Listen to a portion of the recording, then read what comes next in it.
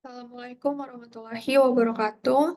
My name is Mutiwani Putri Nagari with the student ID of 120221301 from class SE45 in international class. And in this occasion, I would like to present my task 3 with the subject AAI and about GraphQL. So I would like to share my screen. Okay, so this is the code for my GraphQL, and before I break down each of the code, I would like to explain the definition of GraphQL.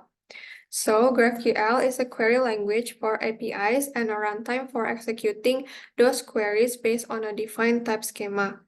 The primary differences of GraphQL and REST API is that for GraphQL, it uses a single endpoint for all operations and allows clients to request specific data, reducing overfetching and underfetching, and does not require API versioning for schema changes.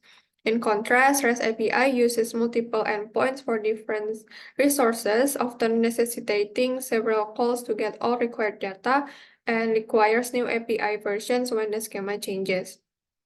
Alright, now I will break down my code to explain mainly about the components in the GraphQL. So in GraphQL, there are several main concepts. The first one is object. So in GraphQL, an object is a data structure that represents an entity within the system. An object has a specific data type and consists of several fields. Each field on an object can have simple data types such as string, integer, boolean, or complex data types such as other objects or list of objects. So in my code, I've defined an object. So you can see here an object type book using Graphene's object type. And each book has three fields, namely ID, title, and author, and each with specific data types ID and string. And the second concept I will explain is query. So a query is a request for data in GraphQL. With a query, clients can request the specific data they need. Clients can define what they want, and the server responds with that data. So as you can see here, in my code, the available queries include book, books, book by ID, and book by title. And each of these will return either a single book object or a list of book objects. And the third concept I will explain is mutation. So mutation is an operation used to modify data on the server, such as adding, updating, or deleting data. Mutation in GraphQL is similar to post, put, delete operations in REST API. So for the mutations I implement here, there are three mutations. So the first one is create book, and then there's the update. So I use create, update, and delete for the mutation. And then after that, I also use resolver. So resolver is a function used to process each field in a query of mutation. And resolvers are responsible for fetching or manipulating the requested data and returning it to the client. And resolvers can query a database, call other APIs, or perform other logic operations. So in my code, you can find my resolver within the query class. And as you can see here, there are resolve book, resolve books, resolve by resolve book by ID, and resolve book by title. And each of these is to handle the query operations. Okay, so that's for the main concepts or the components that needed in the GraphQL. So you can see that for the query, it includes an arguments as well, and also there's fields. Okay, and then I would like to also show you my improvements that I've made in this code. So the first one is I've added valid comments in the resolver.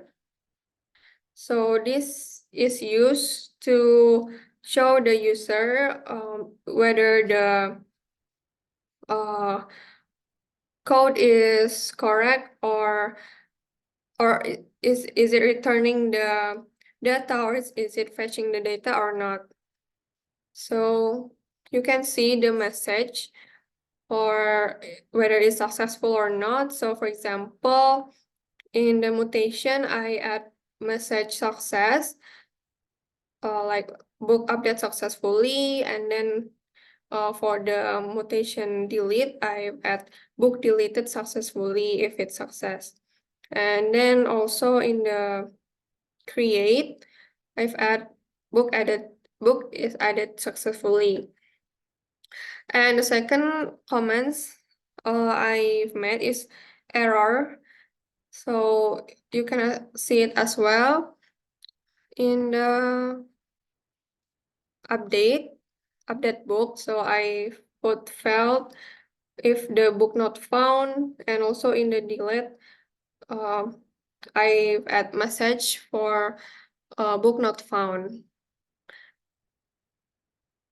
And there's also one over here.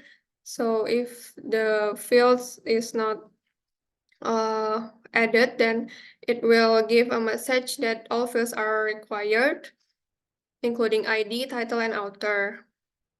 And if the ID is not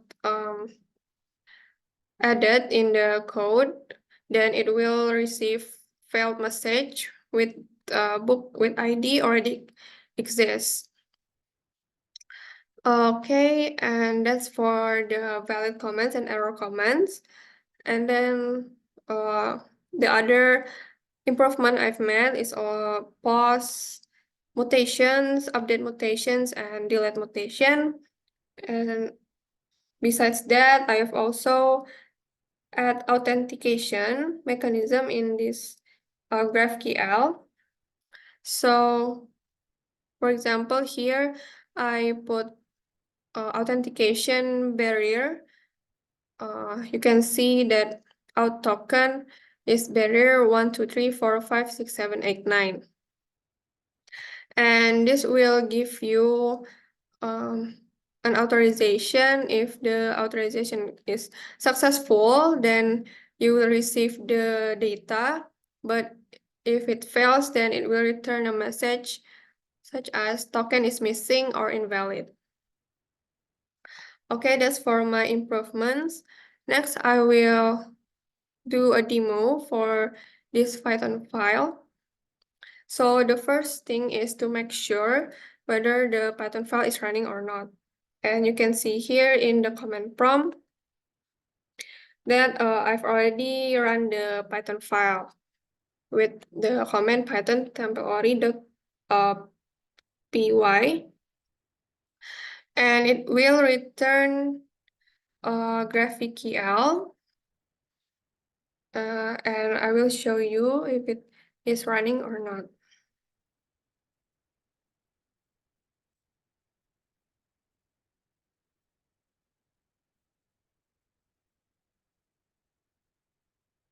Okay.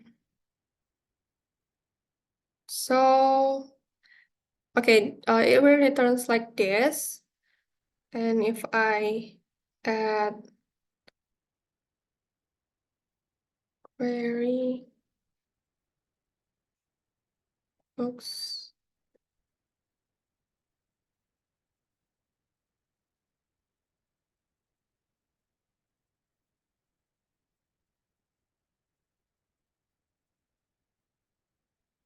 Okay, maybe for the GraphQL, it will show you like this. And then I will show you the Postman. So let's see, GraphQL.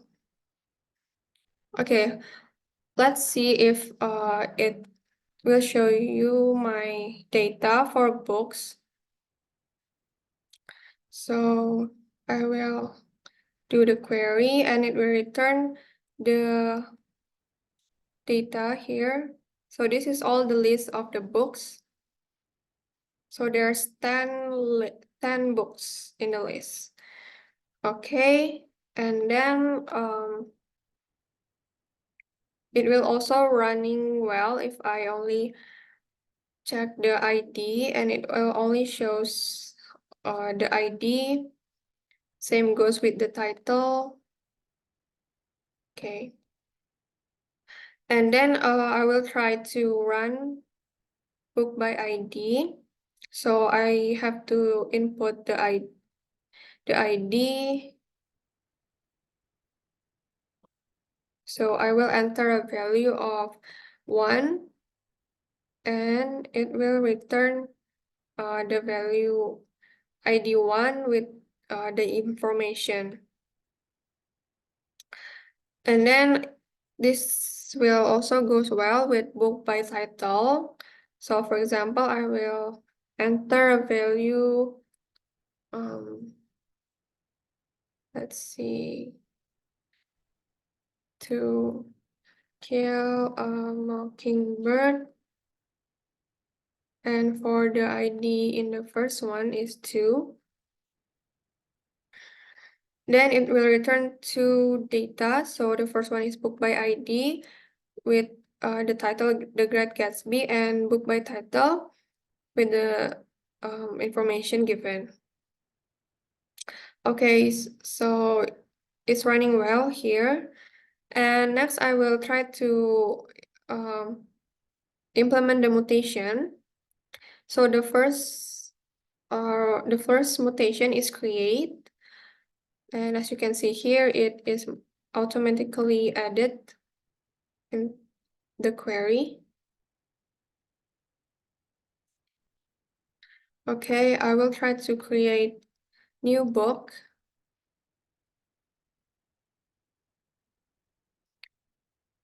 So the next ID is 11, and the title is Earth by Terrell Ye.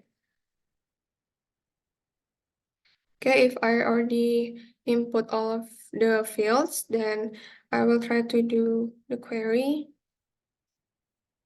And you can see that the message is successful, book added successfully. And we can see it in the books. So there's the ID 11 with the title Earth. And then I will try to do the second mutation, which is update.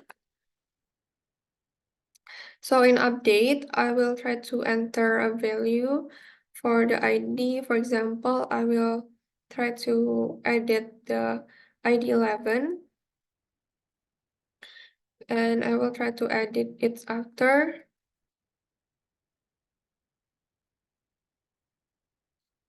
Okay.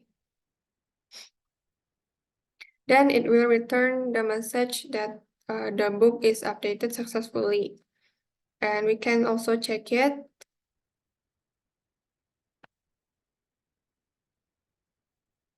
So you can see that the author Terrelia is updated. And the last mutation is delete book. And I will enter the value 11. And if I run, then the message is book deleted successfully. Okay, if I want to show you the error message, I will make this ID value 12. Then the query will return that the book not found. Okay, I think that's all for my implementation of GraphQL and also the breakdown of my code. I'm sorry if there's any mistake, and thank you very much for your attention, and I hope this video finds you well. Wassalamualaikum warahmatullahi wabarakatuh.